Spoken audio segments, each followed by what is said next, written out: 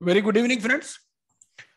Today we intend to start with the one case study on liquidation. But before we start the case study, let me go through this IBBI liquidation process regulations and voluntary liquidation regulations. This is a publication by IBBI and it is freely downloadable from their website. I hope I have already shared it in the group. In case I have not shared, I'll share it in the group. Okay. So the first question is, what does contributory means? Contributory का क्या मतलब है? आप बताएंगे. मैं आज कम बोलूंगा. मेरा थोड़ा गला ठीक नहीं है. I've been attending so many meetings today. तो आप बताइए contributory का क्या मीनिंग होता है? इसको पढ़ के बता सकते हैं. कंट्रीब्यूटरी जो कैपिटल कंट्रीब्यूट करता है अगर कंपनी है. हाँ, वो यहाँ पर कंट्रीब्यूटरी का मतलब ये है कि भाई अगर लिक्विडेशन होगा तो कौन कौन लोग कंट्रीब्यूट करेंगे. देखो, कंट्रीब्यूट हमेशा घर वाले ही करते हैं, ठीक है ना. बाहर वाले तो लेने के चक्कर में रहते हैं. जब लिक्विडेशन हो रहा है तो कुछ ऐसे भी लोग होने चाहिए ना जो कंट्रीब्यूट कर सके. कौन होंगे? वो शेयर होल्डर होंगे, मेंबर होंगे, पार्टनर होंगे एलएलपी में, या any other person liable to contribute towards the assets of the corporate debtor. तो इनको कहते हैं हम कंट्रीब्यूटरी. ठीक है. और ये कॉर्पोरेट लिक्विडेशन अकाउंट, ये तो हमने पहले भी पढ़ चुके हैं. कॉर्पोरेट लिक्विडेशन अकाउंट क्या होता है? कॉर्पोरेट लिक्विडेशन अकाउंट में अल्टीमेटली ये बोर्ड मेंटेन करता है इसको, जो IBBI board here means IBBI. तो बोर्ड एक कॉर्पोरेट लिक्विडेशन अकाउंट मेंटेन करता है जिसमें भी जो भी अनक्लेम्ड रिसीट्स होती है ना, बाद में भाई ऐसा है लिक्विडेशन पूरा हो गया, कुछ लोगों ने क्लेम फाइल किया था लिक्विडेशन में, लेकिन वो बाद में आए नहीं, फॉरेन चले गए, कहीं ऊपर चले गए, तो उनका जो अनक्लेम्ड प्रोसीड्स है वो यहां पर जमा कराने पड़ते हैं, ये फाइनल लिक्विडेशन क्लोज कराने से पहले. ठीक है. और लिक्विडेशन कॉस्ट का क्या मतलब है ये तो सबको मालूम ही है. कितने दिन पहले जमा कराने? 14 दिन या क्या है सर इसका? हाँ, शायद 15 दिन है, वो एक बार आप देख लेंगे. अच्छा. और नीचा सर, इसके अंदर जो बेसिकली जो जमा होना था वो public account government, central government ने खोलना था, कॉर्पोरेट लिक्विडेशन अकाउंट. हाँ नहीं, हाँ, corporate liquidation account IBBI maintain करता है. अच्छा, ये 15 साल के बाद वो गवर्नमेंट, सेंट्रल गवर्नमेंट का, हाँ, वो कंसोलिडेटेड फंड ऑफ इंडिया में चला जाएगा अल्टीमेटली गवर्नमेंट अकाउंट में. वहां से फिर वो क्लेम नहीं हो सकता. 15 साल के अंदर क्लेम हो सकता है. और कोई भी आदमी जो कि स्टेक होल्डर है या उसका लीगल रिप्रेजेंटेटिव है, आफ्टर सबमिशन ऑफ प्रूफ वहां से पैसा ले सकता है. ठीक है जी. मैं रेगुलेशन भी खोल लेता हूं इसके साथ साथ. रेगुलेशन 46 है हमारा. तो रेगुलेशन 46 में शायद, जहां तक मुझे याद है, शायद 15 दिन है मेरे हिसाब से. 15 दिन है सर, है ना? हाँ. और फॉर्म जी देना पड़ेगा बंदों को. हाँ, ठीक है ना जी. हाँ, बस सही है, आपने बचा लिया मेरे को अंदाजे से याद था. चलिए आगे चलते हैं. तो लिक्विडेशन कॉस्ट क्या है? अब Chakraborty ji, I made you co-host, you can keep on adding people, है ना. थोड़ा आज क्विक चलेंगे जरा. एक तो लिक्विडेशन कॉस्ट क्या है? लिक्विडेशन कॉस्ट में तो हमें मालूम ही है. एक तो लिक्विडेटर की जो फीस है वो होगी for remuneration payable by the liquidator, मतलब लिक्विडेटर जो भी अपने प्रोफेशनल से एंगेज करेगा उनको फीस देगा. ठीक है ना. फिर cost incurred by the liquidator, इसकी कुछ कॉस्ट भी हो सकती है, अपनी कॉस्ट भी हो सकती है ना, कन्वेंस ये वो. फिर कोई for cost incurred towards preservation and protection, कोई इंश्योरेंस करा लिया, इस टाइप की कॉस्ट. ठीक है. कोई रिकवरी के लिए सूट फाइल किया, उसमें कोई एक्सपेंसेस इनकर हुए वो. और लिक्विडेशन में सूट फाइल कौन कर सकता है, बता सकता कोई? लिक्विडेशन में कंपनी सूट फाइल नहीं कर सकती, सीआईआरपी में कंपनी सूट फाइल कर सकती है. लिक्विडेशन में लिक्विडेटर सूट फाइल कर सकता है with the permission of the adjudicating authority. ठीक है. ये सब हम पहले पढ़ चुके. आगे चलते हैं. फिर cost incurred by the liquidator in carrying on the business of the corporate debtor. Even during liquidation the business of the corporate debtor can be run as a going concern. ठीक है. तो उसके जो भी कॉस्ट होंगी वो भी इसके अंदर आ जाएंगी. ठीक है. जो इंटरिम फाइनेंस है, यहां पर थोड़ा सा डिफरेंस है सीआईआरपी से. ये क्या कहता है? ये कहता है क्योंकि हमें मालूम है कि लिक्विडेशन का पीरियड कितना होता है? 1 ईयर. ठीक है. 365 डेज. पहले 2 साल होता था, अब 1 साल हो गया, ये तो हमें मालूम ही है. तो वो ये कहता है कि भाई इंटरिम फाइनेंस भी आप या तो 12 महीने रेज करोगे या उससे कम का रेज करोगे नेचुरली. ठीक है ना, क्योंकि अदरवाइज तो अगेंस्ट लॉ हो जाएगा ना. तो अब वो कहता है interest on interim finance for a period of 12 months और for the period from the liquidation commencement date till repayment of interim finance whichever is lower. मतलब अगर आपने 1 साल से पहले पेमेंट कर दिया तो वो ठीक है, अदरवाइज एक साथ। ये थोड़ा सा उससे डिफरेंट है सीआईआर। लिक्विडेशन में किसके लिए इंटरिम फाइनेंस लगता है भैया? गोइंग कंसर्न चलाओगे, अच्छा उसके लिए, ओके ओके, लगेगा नहीं? हाँ, स्कूटर खड़ा, पेट्रोल डालना है, बताया था नहीं मैं आपको? The amount repayable under sub regulation 3 of regulation 2A। अब ये क्या है रेगुलेशन 2A? रेगुलेशन 2A क्या कहता है? रेगुलेशन 2A कहता है कि भाई कंट्रीब्यूटरी जो है वो कंट्रीब्यूट करेंगे। देखो ऐसा है कि आदमी की मान लो डेथ भी हो जाए तो भी उसको जलाने के लिए कुछ चीजें चाहिए होती हैं। अगर मान लो वो बिल्कुल ही भूखा नंगा हो, क्या करोगे? पड़ोसियों से पैसे कलेक्ट करोगे, बाद में उसको पैसे वापस दे दोगे, ऐसा ही कुछ ही है। ये क्या कहता है कि भाई अगर लिक्विडेशन आपने करना है और लिक्विडेशन कॉस्ट भी कवर करने के पैसे नहीं है, हो सकता है ना ऐसा? भाई लिक्विडेटर, हमने लिक्विडेशन कॉस्ट पढ़ लिया, क्या है लिक्विडेशन कॉस्ट? क्या है? ये सब कॉस्ट है, लिक्विडेटर के रिमनरेशन वगैरह। तो अगर लिक्विडेटर को रिमनरेशन ही नहीं मिलेगी तो वो क्यों लिक्विडेशन करेगा? और ऐसा हो सकता है कि लिक्विडेटर की रिमनरेशन हो 10 लाख रुपए महीना और लिक्विड एसेट्स हो कंपनी में 2 लाख रुपए, ठीक है ना? तो वो जो बाकी के 8 लाख रुपए है वो कहां से आएंगे? उसके लिए ये जो कंट्रीब्यूटरीज है ये कंट्रीब्यूट करेंगे, ठीक है? वो ये कहता 2A वाले कंट्रीब्यूट करते हैं। 2A में क्या? 2A में कौन है? बेसिकली फाइनेंशियल इंस्टीट्यूशंस है, जो फाइनेंशियल क्रेडिटर है। फाइनेंशियल क्रेडिटर दो तरह के हो सकते हैं, एक हो सकते हैं फाइनेंशियल इंस्टीट्यूशंस, एक हो सकते हैं अदर देन फाइनेंशियल इंस्टीट्यूशंस, ठीक है? कुछ तो बैंक ने पैसा दिया होगा, कुछ अदर इंडिविजुअल्स ने दिया होगा। उन्होंने कहा इंडिविजुअल तुम तो हट जाओ, ठीक है? इन बैंकों ने जिस रेशो में पैसा दे रखा है, मान लो बैंकों का लोन है 100 करोड़, ठीक है? एक ने 40 करोड़ दे रखा है, एक ने 60 करोड़ दे रखा है, तो 40:60 की रेशो में जितना ये लिक्विडेशन कॉस्ट कम पड़ रही है ओवर द लिक्विड एसेट्स, उतना आप कंट्रीब्यूट कर दो, आपको हम बाद में दे देंगे वापस, ठीक है? ये सेक्शन हमारा 2A कहता है।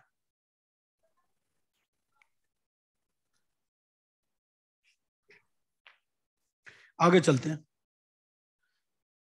अच्छा, अगर कमेटी ऑफ क्रेडिटर ने रेजोल्यूशन प्लान अप्रूव नहीं किया तो क्या होगा? इसको 10-15 मिनट में मैं कवर कर लूंगा पूरा क्वेश्चन है आपका। वो ये कहता है कि भाई जो सीओसी है, सीओसी अगर रेजोल्यूशन प्लान अप्रूव नहीं करेगी तो वो जो फाइनेंशियल इंस्टीट्यूशंस हैं उनको वो अपना हिसाब लगा लेगी सीओसी कि भाई देखो लिक्विडेशन कॉस्ट इतनी आएगी, लिक्विड एसेट्स कंपनी के पास इतने हैं, ठीक है? जो उसमें डेफिसिट है तो डेफिसिट को कौन पूरा कर रहा है? जो फाइनेंशियल इंस्टीट्यूशंस, ठीक है? किस रेशियो में कवर कर रहे हैं? जिस रेशियो में उनका अमाउंट ड्यू है, ठीक है? और बाद में उनको मिल जाएगा, बाद में उनको ये जो 2A है, ठीक है ना, ये एक एस्क्रो अकाउंट में जमा करा देंगे। लिक्विडेटर इंश्योर हो गया भाई मेरी फीस कहीं नहीं गई, मेरे को तो मिल ही जाएगा, ठीक है ना?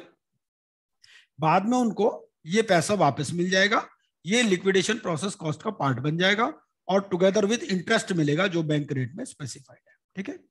आगे अगली बात है, ये हमें मालूम है कि कॉम्प्रोमाइज अरेंजमेंट की स्कीम आप ला सकते हो अंडर सेक्शन 230। इसके लिए 90 डेज पहले आपको दिए जाएंगे, ठीक है?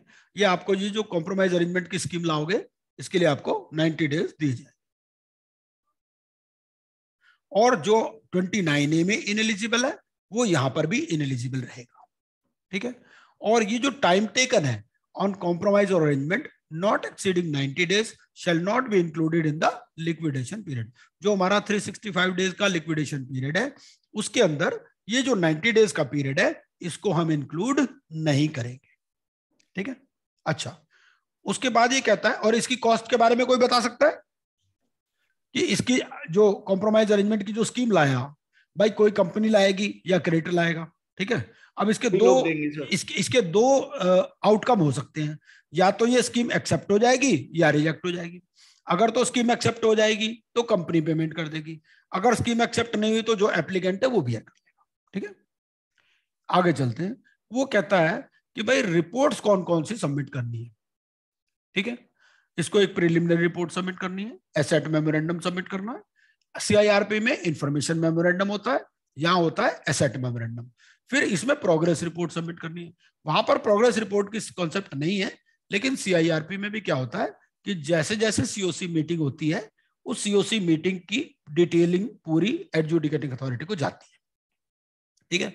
फिर sale report, minutes of consultation with stakeholders, ये हमने पहले ही डिस्कस कर लिया, पहले ही पढ़ लिया कि जो स्टेक होल्डर के साथ कंसल्टेशन है वो बाइंडिंग नहीं है, लेकिन अगर कोई डिफरेंस ऑफ ओपिनियन है तो जो लिक्विडेटर है he will record reasons in writing why he does not agree with the views of the stakeholders. ठीक है, और फिर फाइनल रिपोर्ट जाएगी prior to dissolution to the adjudicating authority. अच्छा, पब्लिक अनाउंसमेंट कब होगी?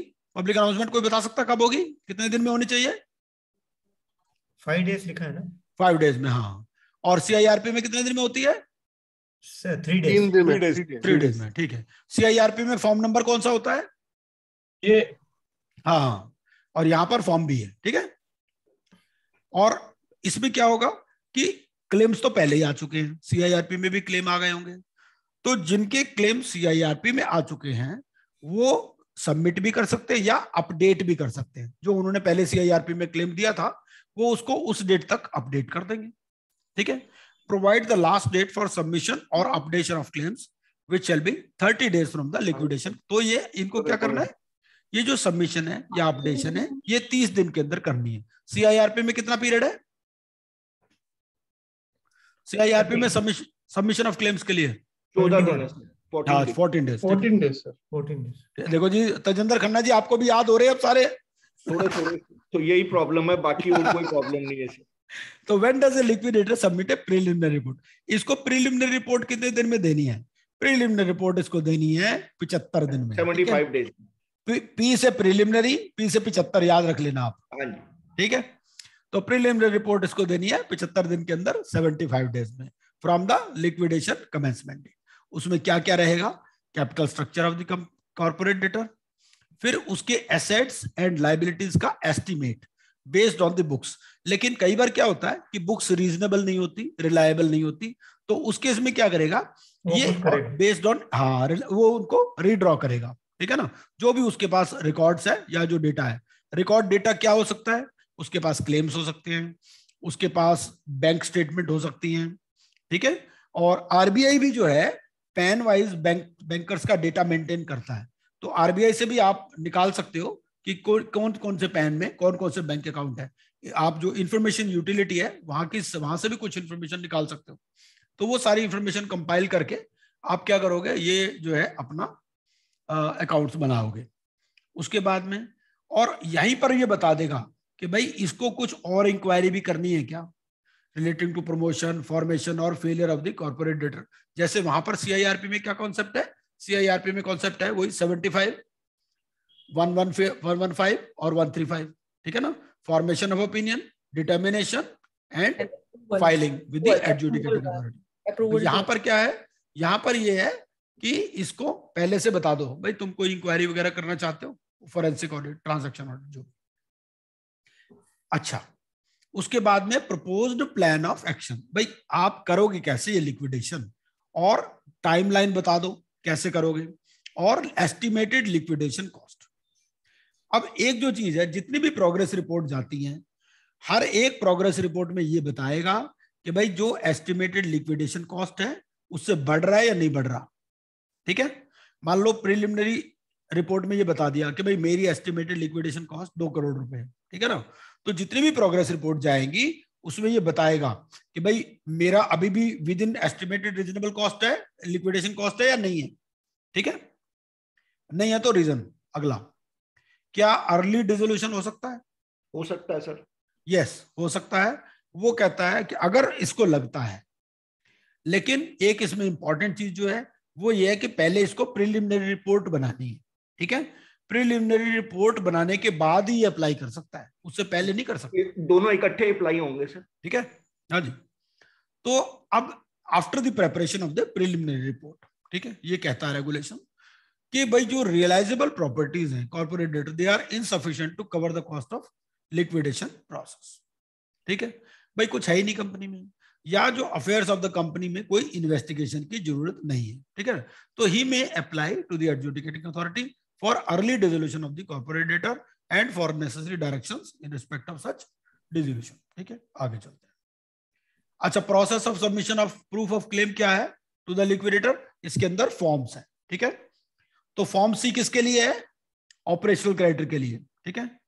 फिर जो फॉर्म डी है वो फाइनेंशियल क्रेडिटर के लिए, और ये जो फॉर्म सी और फॉर्म डी है इसके अंदर ही अगर कोई सिक्योर्ड क्रेडिटर है, भाई सिक्योर्ड क्रेडिटर जो भी होगा या तो वो ऑपरेशनल क्रेडिटर होगा या फाइनेंशियल क्रेडिटर होगा, ठीक है ना।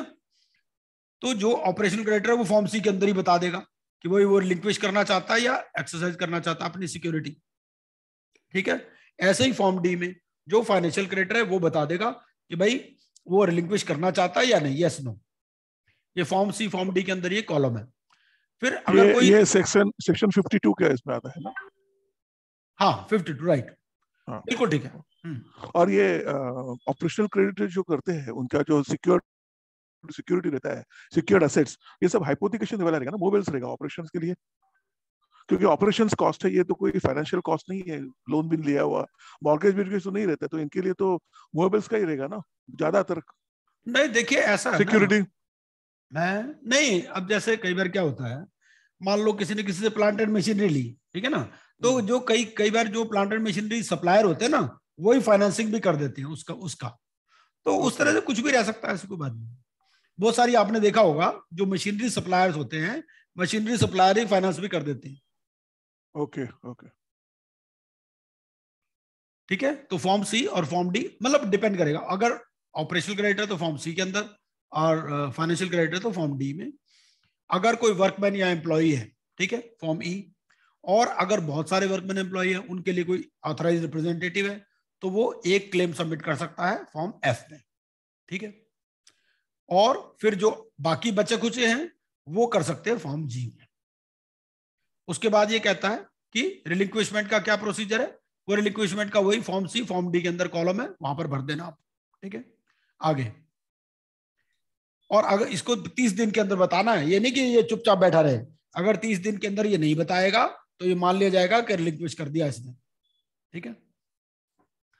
अच्छा, who shall bear the cost of proof in liquidation process, ठीक है, तो कॉस्ट वही प्रूव करेगा जिसने प्रूव करना होगा। अगर क्लेमेंट ने प्रूव करना तो क्लेमेंट बियर करेगा, और लिक्विडेटर ने करना है तो लिक्विडेटर जो है वो उसमें डाल देगा, फिर तो it shall form part of liquidation cost. दो ही पार्टीज हैं इसमें, एक तो लिक्विडेटर है, दूसरे क्लेमेंट्स हैं। लिक्विडेटर ने कोई एसेट, जो सिक्योर्ड क्रेडिटर है वो भी क्या करता है, वो अपना सिक्योरिटी का पूरा प्रूफ देता है कि मेरे पास ये सिक्योर्ड चार्ज है, ईएमसी के पास रजिस्टर्ड है, फलाना ढिमकाना। इसको जो कोई चीज प्रूव करनी होगी लिक्विडेटर को, उसको कोई भी फीस देनी होगी, उसको फॉर वेरिफिकेशन और डिटर्मिनेशन ऑफ दैट क्लेम वो लिक्विडेशन कॉस्ट में डाल देगा। अगर कोई क्लेमेंट है तो वो अपने आप बियर करेगा, ठीक है। अगला, एक और बात कि अगर कोई क्लेम कोई फॉल्स हो जाता है तो लिक्विडेटर क्या करेगा, लिक्विडेटर ऐसी कॉस्ट को क्लेमेंट से रिकवर कर लेगा। एक आदमी ने बता दिया कि भाई मेरा चार्ज है, ठीक है, उसका चार्ज था नहीं, उस चार्ज को प्रूव करने के लिए लिक्विडेटर को कोई पैसे देने पड़े तो ये उस क्लेमेंट से दे देगा और उस क्लेमेंट की डिटेल्स बोर्ड को भी बता देगा। नहीं, उसको एनसीएलटी को बोलेगा पेनल्टी के लिए, है एनसीएलटी को भी बोलेगा पेनल्टी के लिए। केस हुआ ऐसा, अच्छा, कि उसने मेरे को फॉल्स इंफॉर्मेशन दी है और 3 टाइम्स ऑफ द जो उसने फॉल्स इंफॉर्मेशन है पेनल्टी लग सकती है सर। ठीक है, ठीक है। तो हाउ आर डेट्स ये तो फॉरेन करेंसी वाला डेटा हम पढ़ चुके हैं, ठीक है ना। तो जो ऑफिशियल एक्सचेंज रेट पर जो भी पब्लिश होगा उस पर ये आपका जो as on liquidation commencement date आपके वैल्यू हो जाएंगे, जो भी debts denominated in foreign currency. Timeline क्या है, टाइमलाइन में ये है इसको 30 दिन के अंदर वेरीफाई करने हैं, और यहां पर पावर थोड़ी सी ज्यादा है लिक्विडेटर के पास। वहां पर सीआईआरपी में जो आईआरपी है उसके पास इतनी पावर नहीं है, वो सिर्फ कोलेक्ट करता है और वो दोनों का हिसाब लगा के चलता है कि क्लेम सबमिटेड और क्लेम्स एडमिटेड। यहां पर क्या है, यहां पर एडमिट भी कर सकता है, रिजेक्ट भी कर सकता है, इन होल और इन पार्ट, ठीक है। अच्छा, उसके बाद what is the process of transferring of a debt by a creditor, तो असाइनमेंट भी पॉसिबल है, ठीक है ना। तो असाइनमेंट में क्या है कि दोनों जो पार्टीज हैं वो बताएंगी, तो बोथ द पार्टीज लिक्विडेटर को बताएंगी कि भैया ये डेट असाइंड है, और असाइनी और असाइनर दोनों की आइडेंटिटी बताएंगे, ठीक है। और उस हिसाब से, क्योंकि ये क्या होता है, ये किसी भी स्टेज पे असाइनमेंट या ट्रांसफर हो सकती है, ड्यूरिंग लिक्विडेशन भी हो सकती है। मान लो एक क्रेडिटर्स की लिस्ट फाइनल हो गई, ठीक है ना, उसके बाद में ये असाइनमेंट हुआ तो उस केस में ये लिस्ट जो है अपडेट हो जाएगी, ठीक है। यहां पर क्रेडिटर्स नहीं है, यहां पर स्टेक होल्डर है। उसके बाद में what is the process for preparation of list of stake holders, ये क्या कहता है कि लिक्विडेटर प्रिपेयर करेगा on the basis of proof of claim submitted and accepted, और ये करेगा within 45 days from the last date of receipt of claim. ठीक है, last date of receipt of claim क्या थी? 30 डेज। ये कितने दिन में लिस्ट बनानी है? वेरीफाई करना था 30 दिन में, और इसको फाइल करनी है 45 दिन में। टोटल हो गए 75 दिन, मतलब बेसिकली इसको 15 दिन मिल गए वेरिफिकेशन के लिए। Similarly, the list should be filed on the electronic form platform of the board for dissemination on its website. अच्छा, उसके बाद में फिर ये हम पढ़ चुके हैं स्टेक होल्डर्स कंसल्टेशन कमेटी क्या होती है, ठीक है ना। तो ये कुछ प्रोविजंस हैं, ये बाकी आप अपने आप देख लीजिएगा इसमें सारे। अब हम केस स्टडी पर चले मेरे हिसाब से, ठीक है। लिक्विडेशन, इससे पहले कि हम केस स्टडी पर चलें, आपका लिक्विडेशन से रिलेटेड कोई भी क्वेश्चन हो तो आप पूछ सकते हैं। ये कोई बहुत ज्यादा नहीं है। हाँ, आप बताइए। जैसे 75 डेज के अंदर हमारे को अपनी preliminary report, early liquidation, list of stake holder, जो पब्लिक अनाउंसमेंट है उसकी कॉपी, वो हमारे को आईबीबीआई को देनी है या एनसीएलटी को देनी है? एडजुडिकेटिंग अथॉरिटी को देनी है हमें तो सारा चीज, हमें तो उसी को देनी है ना, हमें तो एडजुडिकेटिंग अथॉरिटी को देनी है। कई जगह पर ये है कि कुछ चीजें इंफॉर्मेशन बोर्ड को भी हमें देनी है, तो जहां पर बोर्ड को देनी है एज पर रेगुलेशन, वहां हम बोर्ड को भी देंगे। यहाँ बोर्ड लिखा हुआ था सर, शायद बोर्ड लिखा हुआ था इसलिए कह रहा हूँ। हाँ, तो ठीक है, अगर बोर्ड लिखा तो बोर्ड को देनी है, ये तो रेगुलेशंस का ही पार्ट है। ऐसा है, जितनी भी चीजें हैं एडजुडिकेटिंग अथॉरिटी को तो हर चीज देनी है, बोर्ड को हर चीज नहीं देनी। बोर्ड को जहां लिखा है इंटीमेट करना, वही चीजें बोर्ड को देनी है। ओके।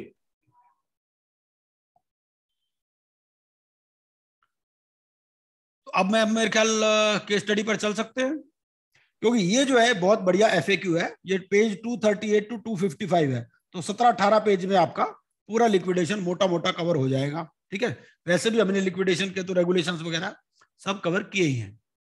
तो अब मैं आपको केस स्टडी पर लिए चलता हूं सीधा।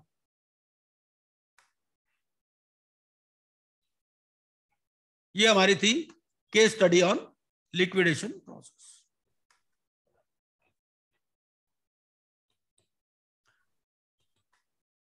न्यू शेयर, ये नजर आ रही होगी मेरे ख्याल मेरी केस स्टडी आपको।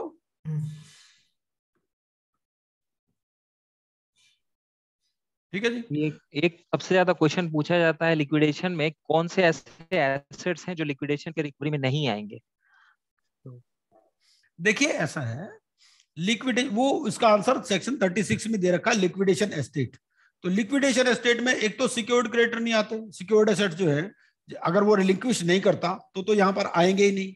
सब्सिडरी के एसेट्स नहीं आएंगे, डायरेक्टर्स के पर्सनल एसेट्स नहीं आएंगे, एसेट्स हेल्ड इन ट्रस्ट नहीं आएंगे, ये सब चीजें नहीं आएंगी उसमें।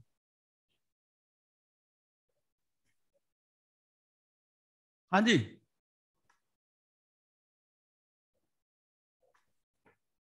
मेरी आवाज आ रही है आपको? Yes yes. अच्छा, तो आप और कुछ इसमें ऐड करना चाहेंगे जो आप बता रहे थे? उसमें वो सेक्शन 36(4) में आया है सब सेक्शन, हाँ, the following shall not be included in liquidated estate करके। ठीक है ठीक है ठीक है। तो आप बता दीजिए और कौन कौन से इसमें चीजें हैं 36(4) में। मोटा मोटा मैंने आपको बता दिया।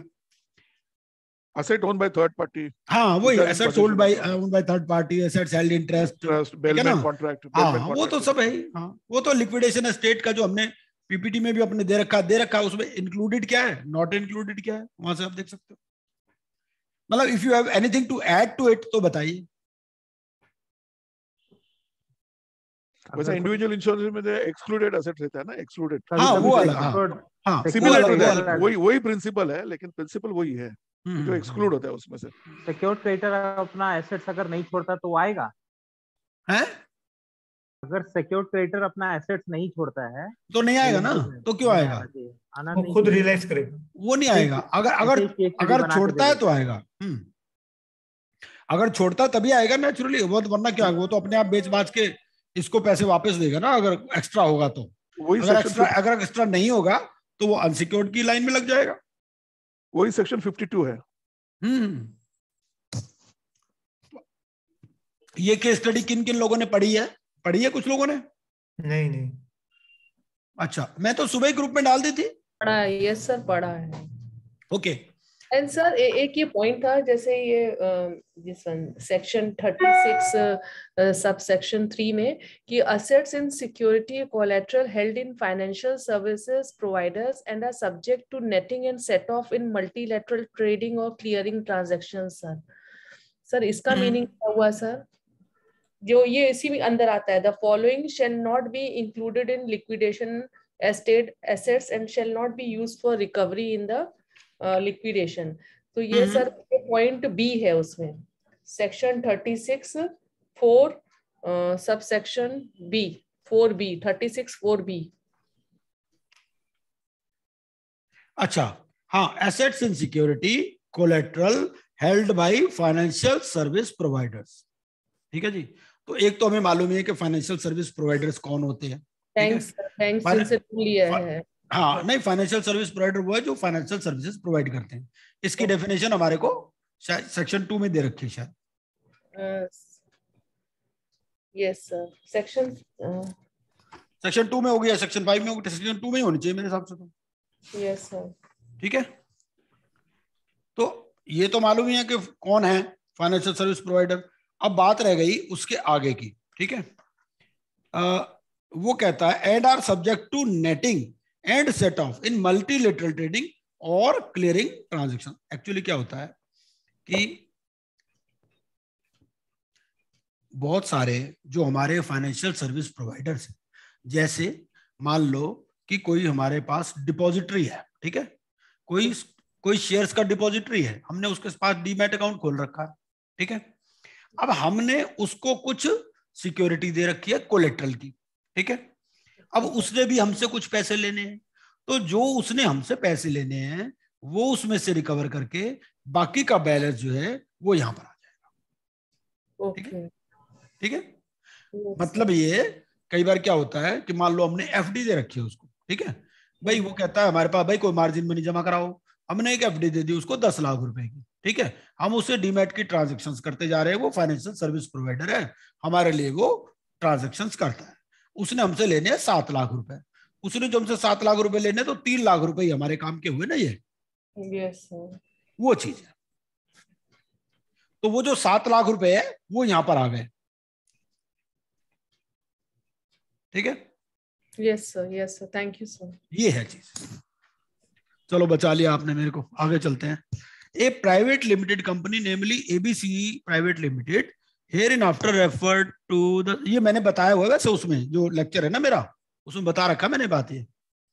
After referred the CD was going through CIRP process wherein Mister R was the RP. ठीक है, अब इन्होंने क्या किया कि भाई during the CIRP but before confirmation of resolution plan RP intimated the A of the decision of the CoC by more than 66% to liquidate the CD। ठीक है, इन्होंने क्या किया, इन्होंने कह दिया कि भाई 66% का हमारा डिसीजन हो चुका है टू लिक्विडेट, और लिक्विडेशन ऑर्डर पास हो गया। फिर एक कॉम्प्रोमाइज अरेंजमेंट की स्कीम आई अंडर सेक्शन 230 और वो ट्रिब्यूनल ने सैंक्शन नहीं की। ठीक है, Mister R did not submit is. अब ये जो मिस्टर आर था ये पहले दुखी हो चुका था, ये कहता भैया मैं लिक्विडेटर नहीं बनता। ठीक है ना, तो Mister S was appointed liquidator following due process as per section 34 regulation 3। Mister S was legal consultant of CD during preceding 3 financial years. ठीक है, तो पिछले 3 फाइनेंशियल ईयर्स में ये जो था ये लीगल कंसल्टेंट था। CD had a lease agreement of a property. भाई कोई लीज एग्रीमेंट कभी क्या होता है कि अपनी ही प्रॉपर्टी होती है, वो बहुत हाई रेंट पे उसके साथ लीज एग्रीमेंट किया हुआ था। ठीक है ना, और काफी लंबे की ड्यूरेशन का था। अब लिक्विडेशन हो रही तो जरूरत नहीं है, इन्होंने कहा भाई हम इसको डिस्क्लेम करते हैं और लैंडलॉर्ड को जो है कंपेंसेशन मिलती है। ठीक है ना, 5 लाख रुपए की as a result of disclaimer. और लिक्विडेटर ने कॉन्स्टिट्यूट कर दी stake holders consultation committee and liquidator prepared the asset memorandum in accordance with regulation 34 within 75 days of liquidation commencement date and file the same with preliminary report. ये हमारे पास facts हैं। ठीक है, तो facts में तो कोई दिक्कत नहीं है किसी को, और ये सबके पास ऑलरेडी पहुंच चुकी है। ये मैंने ग्रुप में शेयर कर दी है ना। यस यस, ठीक है ना, तो आप ग्रुप से इसको खोल करके भी अपने पास रख सकते हैं। कई बार क्या होता है क्वेश्चन होता है तो दोबारा you have to refer to the facts. ठीक है ना, तो अब पहला क्वेश्चन लेते हैं इसमें। पहला क्वेश्चन क्या है, वो ये कहता है कि while deciding to liquidate ABC Private Limited under 33(2), who may make best estimate of the amount required to meet liquidation cost in the event of order for liquidation is passed under section 33? COC in consultation with RC. हाँ ठीक है।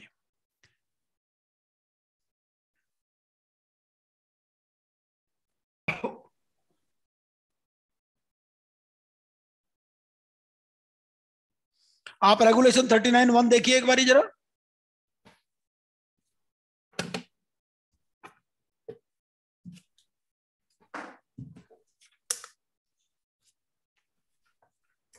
Regulation 39(1) है आपके पास, ठीक है? देखा किसी ने? Yes sir, yes sir.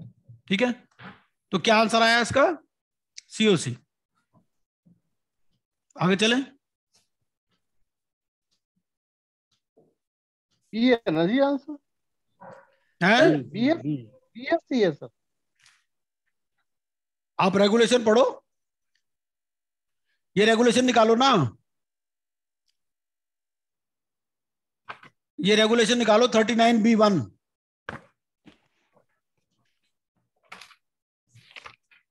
CIRP regulations का, लिक्विडेशन का नहीं, क्योंकि ये हो कब रहा है, ये हो रहा है लिक्विडेशन से पहले, कि भाई अगर लिक्विडेशन का ऑर्डर पास करना हो,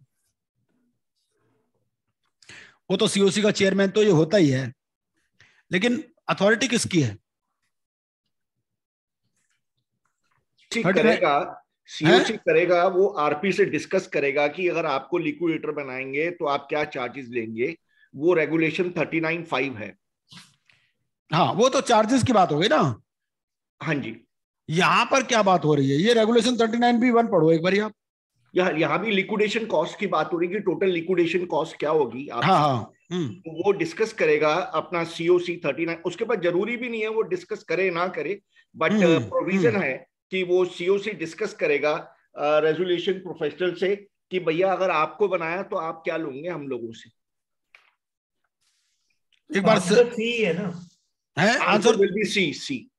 अरे कोई बीच पे बी बोल रहा था, वही मैं सोच। नहीं, आंसर इज सी। आप देखो CIRP रेगुलेशन देखो 39(B)(1। वही पढ़ रहा हूँ, सी है। चलिए आगे चलें। हाँ ये सी आता है जी, सी है जी। ठीक है, चलिए क्वेश्चन नंबर 2। ठीक है, वो सी आ गई। Where the estimated value of liquid assets of corporate debtor is less than estimated liquidation cost, ये अभी हमने FAQ में भी पढ़ा, ठीक है ना। The liquidator shall call upon to contribute, कि कौन कौन कंट्रीब्यूट करेंगे? अगर लिक्विड एसेट्स मान लो 10 करोड़ है और लिक्विडेशन कॉस्ट है 15 करोड़, 5 करोड़ कम पड़ रहा है, तो 5 करोड़ कौन कंट्रीब्यूट करेंगे? Financial creditors company sir, none of the above होगा ना, कंट्रीब्यूटरी में जो था। नहीं फाइनेंशियल क्रेडिटर। नहीं, फाइनेंशियल क्रेडिटर में भी सारे नहीं, कौन? Financial institutions. जो financial creditors being financial. Yes, regulation 2A अभी तो पढ़ा हमने। तो कंट्रीब्यूटरी जो डेफिनेशन था वो कंट्रीब्यूटरी वाला, वो जो अभी आपने डेफिनेशन 2 वो ठीक है, वो तो बात अलग है। ये यहाँ पर क्या है, कंट्रीब्यूटरी की तो बात अलग आ रही है ना। कंट्रीब्यूटरी यहाँ पर जो फाइनेंशियल क्रेडिटर्स हैं ये भी तो कंट्रीब्यूटरी है किस्म से। ओके मतलब बी और सी में फर्क क्या है? कंफ्यूजिंग है बड़ा। नहीं देखिए, बी और सी में फर्क पता क्या है, ये सिर्फ शेड्यूल्ड बैंक्स की बात कर रहा है, ये फाइनेंशियल इंस्टीट्यूशंस की बात कर रहा है। जो फाइनेंशियल इंस्टीट्यूशंस है ना, उसमें तो IRDA वगैरह भी आ रहे हैं। जो पब्लिक फाइनेंशियल इंस्टीट्यूशंस हैं वो फाइनेंशियल इंस्टीट्यूशंस में आ रहे हैं, उसमें AMC भी आ सकते हैं। अगर हम अज्यूम करें केवल बैंक्स हैं तो ये सी करेक्ट होगा उस केस में। अगर लेटर से हमारे फाइनेंशियल क्रेडिटर्स बैंक्स हैं और नेचुरल देखिए ऐसा है, financial institutions is a wider term than scheduled banks. NBFC भी आएंगी इसमें। क्या चीज? ये बात है, बेसिकली बात ही है। NBFC भी होंगे ना इसमें इंक्लूड? हाँ बिल्कुल होंगे। ठीक है जी, तो आंसर इसका क्या आ गया? बी सर एक बी। और ए में बी में क्या फर्क है सर? क्या बड़ा फर्क है सर, बड़ा फर्क है उसके अंदर। ए और बी में क्यों फर्क नहीं है?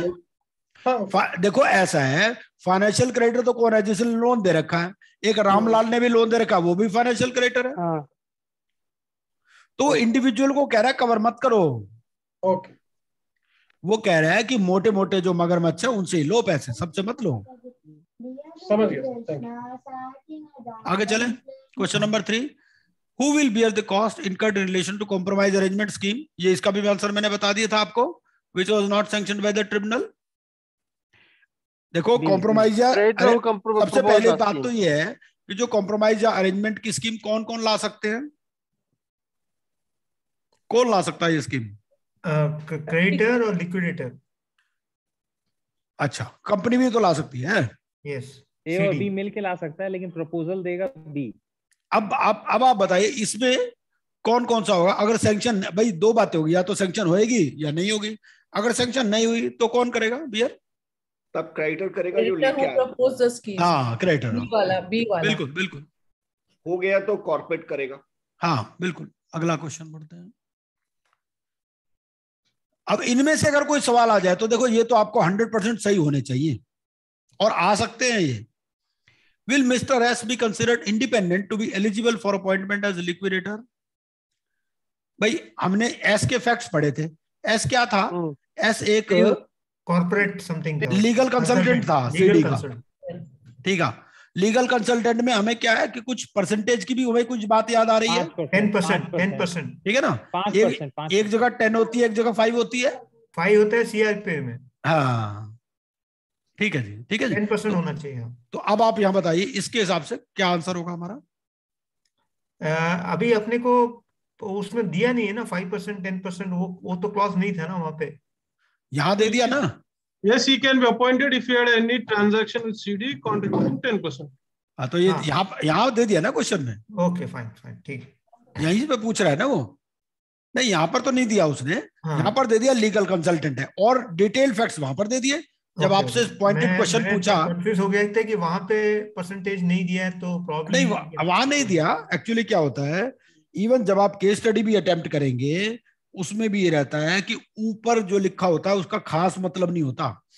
ये इंडिपेंडेंटली अपने आप ही आंसर हो सकते हैं क्वेश्चन, नॉर्मली ऐसा देखा गया है केस स्टडीज में। सी हो गया, सी आ गया जी है। हाँ ठीक है सर। 10 है कि 5 है? एक बार देखिए। क्या 10 5% है ना सर? नहीं, 5 सीआरपी में। लिक्विडेशन में 10 है, सीआरपी में 5।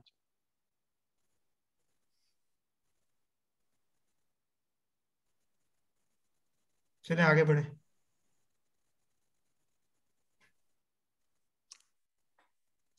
लिक्विडेट, बोलिए। 10% एंड 5%, 10% उसका कौन सा रेलेवेंट रेगुलेशन है sir? Could you please tell me, because मैं अभी लिक्विडेशन का भी 100% स्टडी नहीं किया है सर। लिक्विडेशन का बताओ जी, रेगुलेशन कौन सा है? ये 10% जो है सर। रेगुलेशन 3 देखो एक बार जरा। Okay sir.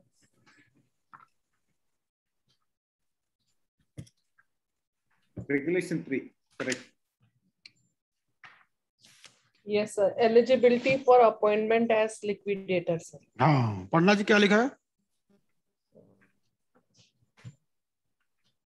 सर ये has not been an employee or proprietor of or a partner of a legal or consulting firm that has or had any transaction with a corporate debtor contributing 10% or more of the turnover. This is regulation in the last 3 financial year। 1C। हाँ 3(1) explanation C। हाँ ठीक है, ठीक है जी। Yes sir, thank you so much। आगे चलते हैं, ये हो गया। अब हम चलते हैं क्वेश्चन नंबर 4 पे। क्वेश्चन 4 तो हो गया मेरे ख्याल। 4 हो गया। 5 पे चलिए। Liquidator Mister S may make application to disclaim the lease. अब हमने क्या पढ़ा था वहां पर? एक लीज कॉन्ट्रैक्ट है जो हाई रेंट पे इन्होंने लीज ले रखी है, ठीक है, और है भी लंबे ड्यूरेशन की। लेकिन क्या होता है कि जब आप लीज कॉन्ट्रैक्ट टर्मिनेट करते हो तो उसमें नॉर्मली कंपेंसेशन क्लॉज रहती है, ठीक है।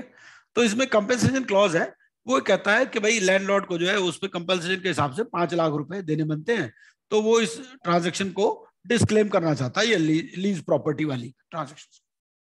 ठीक है, तो आप क्वेश्चन क्या है वो पढ़ लेते हैं। कितने महीने में के अंदर करनी है ये इसको? Within how many months from liquidation commencement date he has to make application to disclaim? 6 months, sir. बिल्कुल सही है। कौन सा रेगुलेशन है? ये नहीं पता सर, रेगुलेशन पता होता है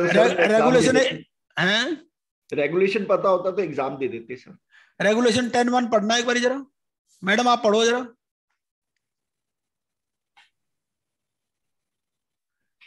रेगुलेशन 10(1) पढ़ो। 10(1)D में है सर शायद।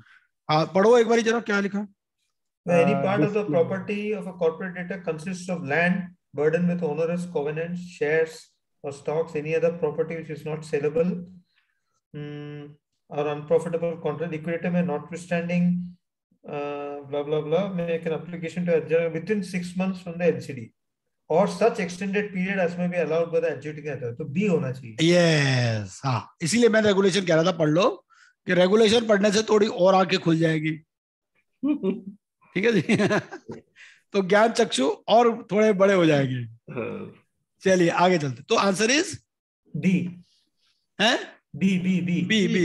ठीक है जी। अगला चलिए, question number 6। Compensation of ₹5 lakh payable to landlord is a debt of the nature of. अब ये जो कंपेंसेशन दी हमने लैंडलॉर्ड को, कि भाई इसको हमने जो टर्मिनेशन कॉन्ट्रैक्ट किया, टर्मिनेशन ऑफ लीज के लिए जो पैसे दिए, वो किस में आएगा? ये भी तो है। None of the above, other creditors है ना ये। तो अदर स्टेक होल्डर लिखा तो है। आई थॉट स्टेक होल्डर मतलब मेंबर ऑफ द कंपनी, ऐसा होगा सोचा मैं। आप इसको रेगुलेशन 10(5) पढ़ना एक बार जरा। एक minute. A person affected by the disclaimer shall be deemed to be a creditor of the corporate debtor for the amount of compensation or damages payable in respect to such effect, accordingly payable as a debt in liquidation under section 53(1)(f). तो 53(1)(f) भी पढ़ सकते हो, वो इसमें सी में आएगा, other stake holders में। एग्जैक्ट। ठीक है जी, क्लियर है? आगे चलते हैं। Question number 7। Which of the following details shall not be included by the liquidator in the preliminary report? हमने preliminary report में पढ़ा कि भाई ये चीजें इसको देनी है।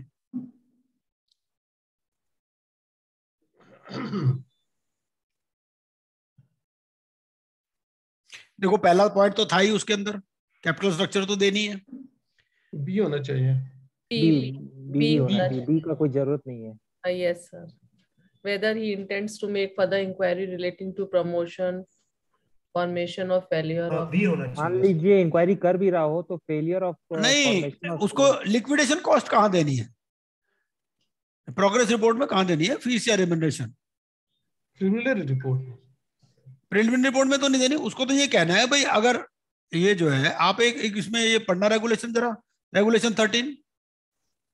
The liquidator shall submit a preliminary report to the adjudicating authority within 75 days from LCD, detailing the capital structure of the corporate debtor, the estimate of its assets and liabilities as on the LCD based on the books of the CD, provided that if the liquidator has reasons to believe to be recorded in writing that the books of the CD are not reliable, he shall also provide such estimates based on reliable records and data.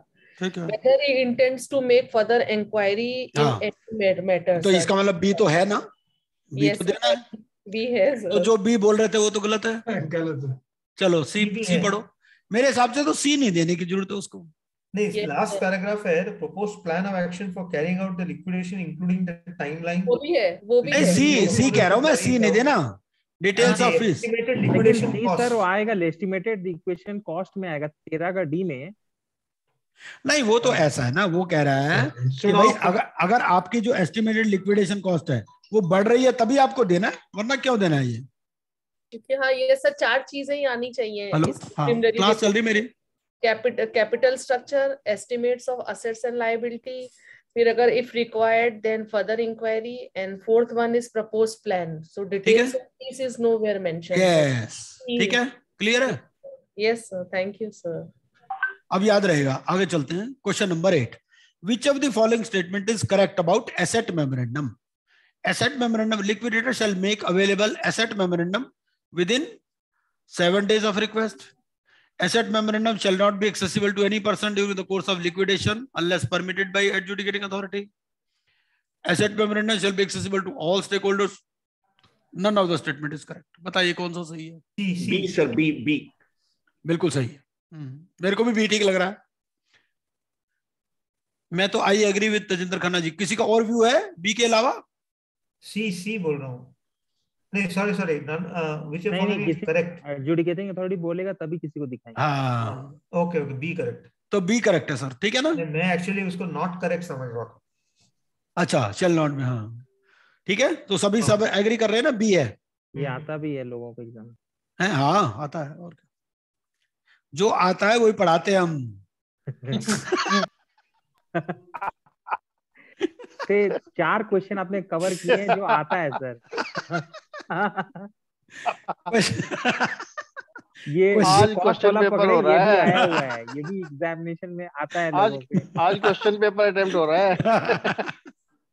When CD is completely liquidated, then liquidator shall make application for dissolution along with final report and compliance certificate in form H to NCLT. अब 15 days, 15 इसमें क्या है कि अब ये liquidate हो गई, ठीक है. एक लिक्विडेशन है, एक है डिसोल्यूशन. तो डिसोल्यूशन की एप्लीकेशन देनी है इसको. तो ये कितने दिन में देनी है? 15 दिन में. अच्छा तो चलो मैं आपको रेगुलेशन बताता हूं इसका. इसका रेगुलेशन नंबर है 45(3). एक बार पढ़ें जरा 45(3). 45 सब regulation 3. When the corporate debtor is liquidated, the liquidator shall make an account of the liquidation showing how it has been conducted and how the corporate debtor's assets have been liquidated.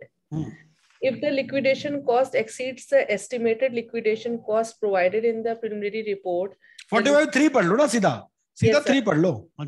The liquidator shall submit an application along with the final report and the compliance certificate in form H to the adjudicating authority for closure of the liquidation process of the corporate debtor where the corporate debtor is sold as a going concern, or for the dissolution of the corporate debtor in cases not covered under clause A. इतना ही है बस. क्यों within नहीं दे रखा? कितने दिन के अंदर है? होना चाहिए. इसमें नहीं है सर. नहीं दिए सर.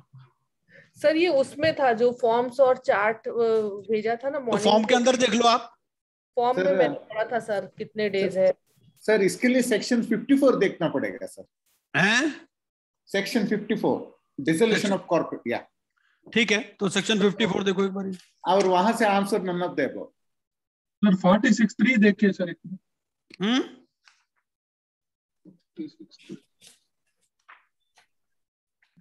46(3) वो तो अनक्लेम्ड डिविडेंड है 15 दिन. सर यहाँ पे विदिन 7 days है सर. हाँ मुझे भी ऐसा लग रहा था, इसलिए I was not agreed to 15 days. 54(3) है सर 7 days. हैं? 54(3) में लिखा है कॉपी ऑफ एन ऑर्डर, लेकिन copy of an order shall be submitted within 7 days from the date of such order to the adjudicating authority. नहीं वो तो अलग चीज है. वो 7 days के अंदर तो आपने उनको भेजना है रजिस्ट्रार ऑफ कंपनीज वगैरह को. ये 15 days मैंने पढ़ा हुआ है सर कई फॉर्म एच का. तो ये सर ये मुझे भी 7 days तो सर ऑर्डर का है. इसमें डेट में आपको मैंने सर सुबह ही कहीं फॉर्म पढ़े थे आज. ये 15 दिन मैंने कहीं पढ़ा है इसको. 54 तो है ही नहीं लिक्विडेशन में. नहीं ये 54 नहीं, रेगुलेशन 45 सबसेक्शन 3 सब रेगुलेशन 3. उसमें तो डेट नहीं लिखा ना. दैट इज व्हाट करुणा जी अभी पढ़ी थी ना उसको. हाँ सर उसमें खाली फॉर्म मैच लिखा है. सर ये आपने जो एक्सेल शीट मॉर्निंग में भेजी है ना उसमें सर मैंने पढ़ा हुआ है ये पॉइंट कि फॉर्म मैच दोनों में है सर. CIRP में भी है, इसमें 2 में है और दोनों में थोड़ा सा फर्क था सर. एक minute let me check sir. एक मिनट सर सेक्शन 54(1) देख लीजिए आंसर मिलेगा. अच्छा आप पढ़िए ना एक बारी. 54(1) कौन सा? रेगुलेशन में तो 54(1) है ही नहीं. I am talking about the code. The code says where the assets of the corporate debtor have been completely liquidated, the liquidated shall make an application to the adjudicating authority for the dissolution of such corporate debt. That's all. It won't talk anything about the days. So none of the above. इसलिए वो question बनाया हुआ है ना.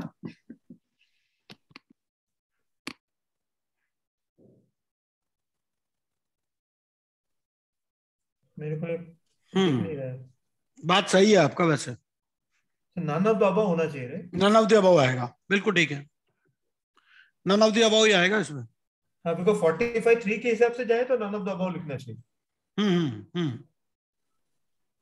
क्योंकि इसके आगे भी आप देखो, इसमें वो ये कहता है कि एडजुडिकेटिंग अथॉरिटी क्या करेगा, ये भी लिख रखा है इसमें. तो adjudicating authority shell on application filed by the liquidator under subsection 1 order that the corporate debtor shall be dissolved from the date of that order and the corporate debtor shall be dissolved accordingly. तो इसमें कोई period नहीं mention है. Excuse me sir, so 54(3) में जो 7 days है, that order is a different one. वो क्या है, ऑर्डर ऑफ डिसोल्यूशन पास हुआ और 7 दिन के अंदर में. हाँ, वो तो आरओसी को बताना है आपने, वो एक अलग चीज है भाई. एडजुडिकेटिंग अथॉरिटी ने ऑर्डर पास कर दिया, आपने उसको बताना है एमसीए को कि ये हमारा ऑर्डर पास हो गया. ये अलग चीज है. ये लिक्विडेटर एप्लीकेशन दे रहा है for dissolution along with final report.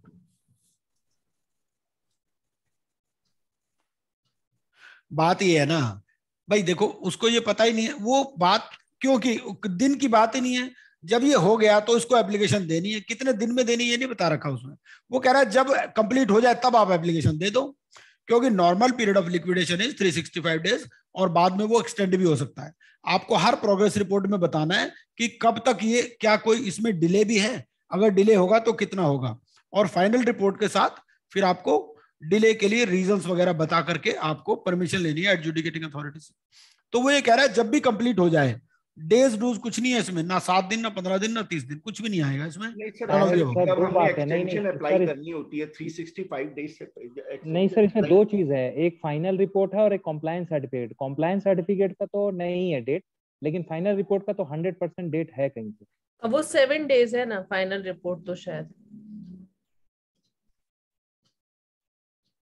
क्योंकि मैं 45 वो रेगुलेशंस में खोल के रखा हूँ फॉर्म. अब आप 54 भी पढ़ लो ना, 54 सेक्शन पढ़ लो, कोड पढ़ लो, रेगुलेशन छोड़ दो, कोड पे चले जाओ आप. डिसोल्यूशन ऑफ कॉर्पोरेट डेटर, तो 54(1) क्या लिखता है, वो कहता है where the assets of the corporate debtor have been completely liquidated, the liquidator shall make an application to the adjudicating authority for the dissolution of such corporate debtor. बस खत्म.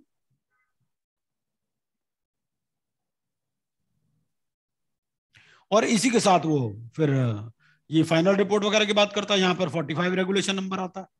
54(3) में एक कॉपी ऑफ एन ऑर्डर, वो तो copy की बात है ना जी, जब ये तो अप्लाई कर रहे हैं, ये तो जब फाइनल हो गया तब देगा ना वो. वो तो अलग चीज है, ये अलग चीज है. कॉम्प्लायंस सर्टिफिकेट में तो 100% नहीं लिखा है क्या टाइमलाइन होगा, लेकिन फाइनल रिपोर्ट में, फाइनल रिपोर्ट 54(1) सेक्शन पढ़ो ना जी, कोड के अंदर, रेगुलेशन नहीं, कोड.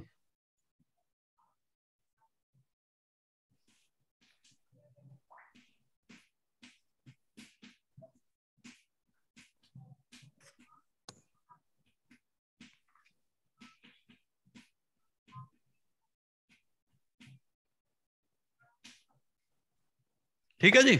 बाकी हम ग्रुप में डिस्कस कर सकते हैं, वैसे कोई है नहीं इसमें, टाइम कुछ नहीं. तो answer none of the above आना चाहिए. Yes sir. आगे चलें. यस. अगला क्वेश्चन है, who shall bear the cost of proving its claim in the liquidation process. Creditors करेंगे, claimant, CD, none of the above. Claimant करेंगे सर. क्लेमेंट. क्लेमेंट. हाँ बिल्कुल ठीक है, बिल्कुल सही. रेगुलेशन 24(1). ठीक है जी. और आगे चलते हैं. क्वेश्चन 11 है, which of the statement is incorrect. कौन सी गलत है.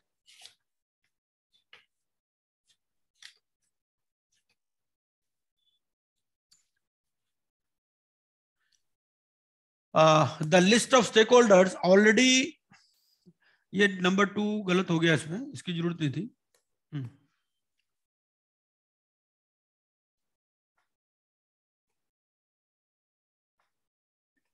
तो देखना जी कौन सी गलत है इनमें से. ये 4 ऑप्शन दे रखी हैं, इनमें से एक गलत है. पहला तो कह रहा है will be available for inspection by the person who submitted proof of claim.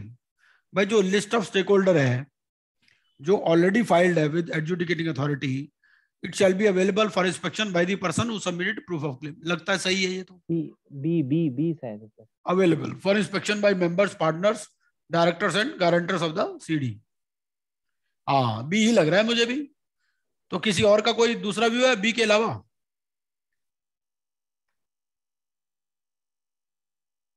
Sir इसका रेगुलेशन कौन सा है? रेगुलेशन 31(5). सर उधर रिप्लाई तो डी होगा सर इसका। यस करेक्ट, सही है।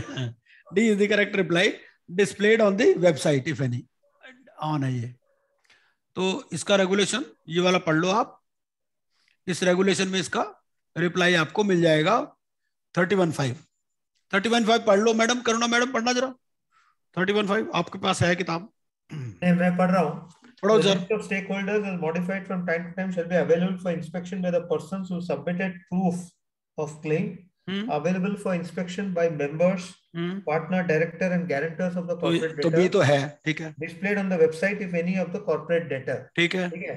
और लास्ट में डी भी है, filed on the electronic platform of the board for dissemination on its website, provided that this clause shall apply to every liquidation process ongoing and commencing on or after the date of commencement of the Insolvency Bankruptcy Board of India Amendment Regulation 2021। तो अभी के लिए नहीं है, बात के लिए है, फर्स्ट मार्च से है। बिल्कुल बिल्कुल। हाँ तो उसमें ये है कि जो 28 फरवरी के बाद दोगे तो उसमें ये भी सही हो जाएगा, फिर नन ऑफ द अबव आ जाएगा। अभी 28 फरवरी से पहले वालों के लिए डी पॉइंट हो जाएगा। गलत है? हाँ डी गलत। ठीक है जी, ठीक। आगे चलें। Question number 12। Liquidator shall constitute the stake holders consultation committee to advise him. जो स्टेक होल्डर कंसल्टेशन कमेटी बनती है इसमें रिप्रेजेंटेटिव्स रहते हैं, ठीक है ना। तो क्या क्या मैटर पर वो एडवाइज कर सकती है? On the matter relating to the sale of the sale नहीं है sir, in the manner of the sale of assets है वैसे। इस तरीके से वो बेसिकली सॉरी मोड नहीं, इसका रेगुलेशन 31 है, पढ़िए एक बार। रेगुलेशन 31 है 1। 31A। हाँ 31A का 1 पढ़िए। To advise him on the matters relating to the sale under regulation 32। ठीक है जी। तो बी है, अभी हो गया, बी होगा। हाँ बी फॉर बॉम्बे। ठीक है।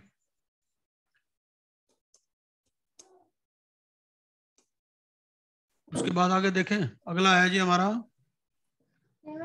बस खत्म हो गए तो बढ़िया जी।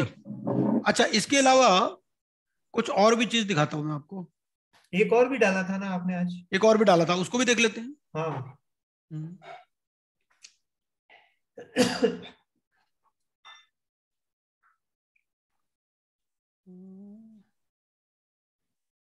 ऐसे ही करके अब हमारा आज जिस दिन हम लोग एग्जाम अटेम्प्ट करते हैं आप भी साथ में बैठ जाइए। भैया देखो ऐसा है, मुझे खुद ही कुछ नहीं आता। मुझे बिठाने बहुत हम लोग जूम में वहां से आपको जूम लिंक भेज देंगे।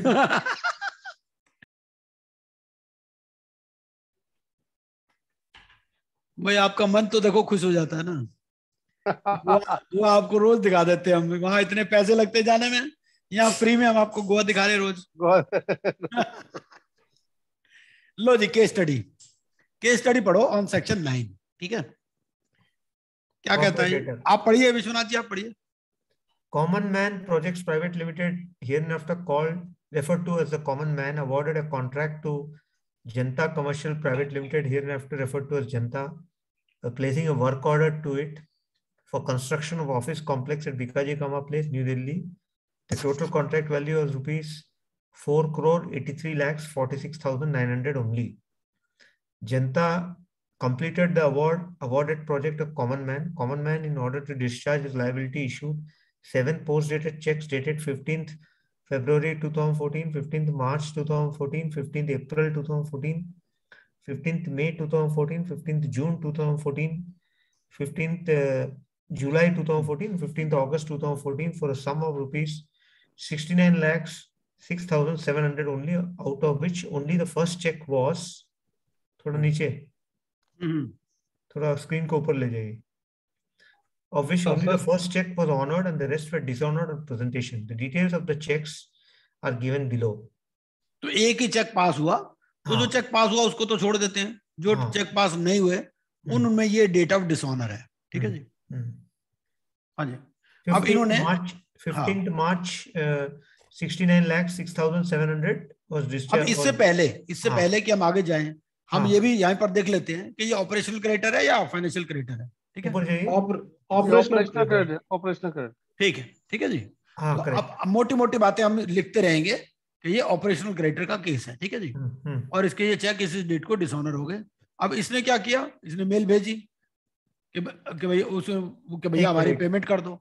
हाँ जी, Janta had sent several emails on 20th March, 22nd March, 26th March, 21st July, 27th August and 15th September to common man. None of the mails could evoke any positive response towards the payment of the outstanding amount. Thereafter, Janta served a legal notice on common man on 15th October 2016 under section 434 of the Companies Act, demanding a sum of rupees 4,14,40,200 only, along with interest thereon at the rate of 24% per annum. Common man has maintained blissful silence by not responding to a legal notice. It is claimed that there is a default. Janta, being an operation creditor, moved an application on 20th April 2017 under section 9 of the Insolvency and Bankruptcy Code. अब हम यहाँ पर एक ये important note देखें कि भाई ये डेट कौन सी है हमारी, डेट हमारी है 20th अप्रैल, ठीक है जी, और हमारा डेट ऑफ डिफॉल्ट क्या है 2014। 2014 में डेट ऑफ डिफॉल्ट क्या आ रही है, ऊपर जाइए, 15 अगस्त, नहीं 17th मार्च पहली वाली डेट है। हाँ सर, लास्ट वाल भी तो है। Even the 15th August is also there, right? 18th August 2014 last date है। नहीं सर, ये 15/10/2016 है सर, ये 15/10/2016 है। किसी भी कोर्ट के अंदर कहीं भी उसने नोटिस भेजा तो वो बेसिकली आपका जो लिमिटेशन एक्ट है, वो लिमिटेशन एक्ट आपके बाउंसिंग ऑफ चेक से नहीं आएगा सर। आपने नोटिस भेज दिया, वो भी आपने वो कर दिया, चाहे वो एक्सेप्ट करे नहीं करे। एग्जैक्ट। चलिए आगे चलिए। तो मेरा 15/10/2016 इस लिमिटेशन एक्ट के मुताबिक मेरा डेट है जिससे मैं कंसीडर करूंगा कि लिमिटेशन एक्ट एप्लीकेबल हो रहा है कि नहीं। वैसे तो ये है, वैसे देखिए बात ये है कि अगर पुराने किसी एक्ट में नोटिस भेजा है तो आपने नया नोटिस तो आपको भेजना ही भेजना है। वो अभी बाद में आएंगे सर। हाँ, सेक्शन 8, ठीक है, चलिए आगे चलिए। तो अगर हम इस पॉइंट को भी कंटेस्ट करें कि 2014 से भी 3 साल से कम ही हुआ है अभी, अगर हम 18 अगस्त से भी लेते हैं 2014 से भी 3 साल तो भी कम ही हुआ है हमारा, क्योंकि 18 अगस्त 2017 तक तो फाइल कर ही सकता था ना लिमिटेशन में, उसने 20/4 में फाइल कर दी। चलिए आगे चलते हैं। हाँ जी, Janta, being a operational creditor, has moved an application on 20 April 2017 under section 9 of the Insolvency and Bankruptcy Code 2016, hereinafter referred to as the code, for initiating CIRP against common man before the NCLT. Janta placed on record the copy of the legal notice dated 15th October 2016. Affidavit filed by the authorized representative that the aforesaid legal notice has not been responded to. Statement of accounts maintained by Janta along with master data of the common man. The copies of the post-dated checks, invoices, and bank memos showing insufficient funds have also been placed on record. The matter was listed before NCLT for the first time on 20 May 2017. तो इससे पहले हम यहाँ note करें एक बात। हाँ, हम यहाँ नोट करें कि ये अच्छा लीगल नोटिस कब दिया है 15/10/2016 को, लेकिन ये जो 15/10/2016 को दिया है कौन से सेक्शन में दिया है, ये 434 ऑफ द कंपनीज एक्ट। हाँ, तो यहाँ पर नहीं दिया इसने, सेक्शन 8 में नहीं दिया आईबीसी में। तो ये यहाँ पर इंपॉर्टेंट पॉइंट नोट करने वाला ये है कि कौन से सेक्शन में उसने नोटिस दिया। उसने यहाँ सेक्शन, हाँ, यहाँ पर वो वाला सेक्शन 8 वाला नोटिस नहीं दिया इसने, वो तो बाद में दिया, 20 अप्रैल 2017 को दिया। वो तो सेक्शन 9, वो तो एप्लीकेशन मूव किया, नोटिस कहाँ दिया? हाँ, नहीं एप्लीकेशन, बराबर। तो हमें मतलब ये बातें अपने मन में रखनी है, नोट करते जाना है, ठीक है ना जी। चलिए आगे चलिए। The common man is opposing the application under section 9 of the code on the following grounds. The work done by Janta is unsatisfactory and all the claims are disputed. Without prejudice to the dispute, part of the alleged claim of Janta is time barred on the date when the matter was first heard. The requirement of section 9(3) of the code have not been fulfilled. Legal notice was never received from Janta. In any case, it is not a valid demand notice. The case is to be argued from both sides, namely common man and Janta, before the NCLT. तो अब आप देखो जी, अब आप ये बताओ, सबसे पहले तो नोटिस तो उसने दिया ही नहीं, सेक्शन 8 का नोटिस कहाँ दिया? नहीं दिया। तो सेक्शन 9 डिस्प्यूट नहीं है। सर मेरा पहला पॉइंट ये आ रहा है कि रजिस्ट्रार ने इसको एक्सेप्ट कैसे किया इस केस को? रजिस्ट्रार ने सर अभी एक्सेप्ट कहाँ किया है? अभी तो लिस्ट हुआ है। नहीं, लिस्टिंग भी कैसे हुई? रजिस्ट्रार पहले डॉक्यूमेंट्स देखता है, जिसके अंदर प्रॉपर डॉक्यूमेंट्स ही नहीं है, तो वो कैसे? तो सर जी ऐसे है ना, वो तो देखो रजिस्ट्रार नहीं देखता, वो कौन, वो रजिस्ट्री देखती है। तो उसने 434 का नोटिस देखा होगा, सोचा होगा नोटिस लगा हुआ है, ठीक है। जैसे इसमें तो केस लॉ भी है, वो केस लॉ क्या कहता है कि भाई उसने 271 में नोटिस दिया था, यहाँ पर नोटिस नहीं दिया था सेक्शन 8 का, तो उन्होंने कहा भाई सेक्शन 8 का नोटिस देना जरूरी है। दिया तो कहानी खत्म, वैसे ही कहानी खत्म हो गई। ये तो 1 लाइन के अंदर केस डिसाइड हो गया। हाँ, तो सेक्शन 9(3) देख लीजिए, सेक्शन 9(3) क्या कहता है? सेक्शन 9(3) में यही होगा कि ये चीजें लगाओ। 3 चीज सेक्शन 9(3) में हुआ था ही नहीं। 3 चीज लगाने बोलता है, इनवॉइस डिमांडिंग द पेमेंट और डिमांड नोटिस और एफिडेविट बोलता है देने के लिए, और copy of the certificate from IU और any other record for operational debt. ये 3-4 चीज बोलता है देने के लिए। तो यहाँ पे तो डिमांड नोटिस 434 के अंदर में है और आईबीसी के अंदर में वो डिमांड नोटिस सेक्शन 8 में होना चाहिए। हाँ, वो 8 का फॉर्म के ऊपर देना है। 8 का फॉर्म है, ऐसे नहीं। आपने पहले नोटिस, आपने तो पहले दिया ना। इसका ग्राउंड में सी नंबर पॉइंट बहुत वैलिड है कि the requirement of section 9(3) of the code have not been fulfilled. ये वैलिड ग्राउंड है उसका। और वर्क डन बाय जनता इज अनसैटिस्फैक्टरी है कि नहीं है, और क्लेम डिस्प्यूट है, इसके लिए थोड़ा कंटेस्ट करेगा। हाँ, इसमें तो कुछ ऊपर लिखा ही नहीं ना, इसके बारे में तो कुछ है नहीं सर, उसने कोई रिप्लाई भी नहीं दी। जो ऐसा है जिसके लिए सर्विसेज करी हैं, उसने कभी कॉन्ट्राडिक्ट भी नहीं करा, तो ये डेफिशिएंसी ऑफ सर्विसेज में भी नहीं आता। ये डिस्प्यूटेड मैटर भी नहीं है, उससे पैसे देने हैं, मगर इसके वकील ने काम ही गलत करा है, उससे प्रॉपर्ली फॉर्म वगैरह नहीं भेजे। बिल्कुल। आज आकर अगर ये बात बोले कि वो उसका काम अनसैटिस्फैक्टरी था, तो पूछा जाएगा तुम उस समय क्यों नहीं बोले। तो पॉइंट नंबर 8 तो कैंसिल हो जाएगा। नहीं, काम यस पूछा जाएगा। और जब हम लोग प्ली करेंगे, क्योंकि इसमें बता रहे प्ली करने के लिए, हम तो बोलेंगे ये केस एडमिट ही नहीं होना चाहिए था, आपके पास आना नहीं चाहिए था। बिल्कुल। आपका टाइम खराब कर दिया। आप अपने रजिस्ट्रार से पूछे उसने कैसे भेजा आप। बिल्कुल। ए तो ठीक है सर, अनसैटिस्फैक्टरी हो गया है। बी में बोला गया है टाइम बार्ड है कि नहीं, ये एक चीज ध्यान देने वाला चीज है। टाइम बार्ड मेरे ख्याल से नहीं है। टाइम बार्ड तो देखो जी दोनों तरह से नहीं है। अगर आप 16 को भूल भी जाओ, 14 पे भी चलो। मैं तो कहता हूँ अब 14 पे चल लो। 18 अगस्त 2014 वाला जो डिफॉल्ट हुआ, लास्ट जो डिफॉल्ट हुआ 18 अगस्त 2014 को हुआ, वहां से भी 3 साल से पहले एप्लीकेशन फाइल है। टाइम बार्ड तो नहीं है। तो वही बात है। पॉइंट नंबर ए में ये हार जाएगा, बी में भी हार जाएगा, सी में जीत जाएगा। देखिए एक बार क्वेश्चन नंबर जो है, 3 क्वेश्चन है ना। द वर्क डन बाय जनता इज अनसैटिस्फैक्टरी, ये हार जाएगा इस बात पे। बी नंबर टाइम बार्ड नहीं, टाइम बार्ड नहीं है। सी नंबर पे ठीक बात है कि भाई 9(3) के हिसाब से नहीं दिया है। और लीगल व्हाट इज नॉट सी और डी इसका जो है वैलिड पॉइंट है।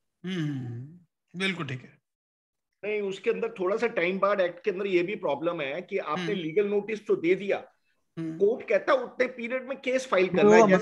हाँ, केस फाइल करना है, तो डेट दैट पॉइंट एक कंटेंशन ले सकते हैं हम लोग के, काफी रूलिंग्स है इसके ऊपर कि हमने लीगल नोटिस दे दी है। बट ये डेट ऑफ 15 सितंबर 2014 भी बड़ी इंपॉर्टेंट है।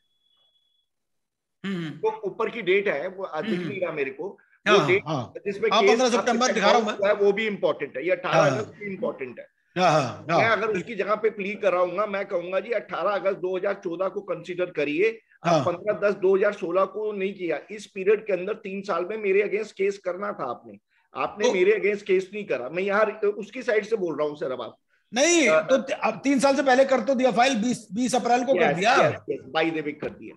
अगर ये होता तो ये वाली बात भी कंटेस्ट करी जा सकती। ठीक है जी। अब आपका और कोई भी सवाल हो किसी भी चीज से रिलेटेड तो पूछ सकते हो।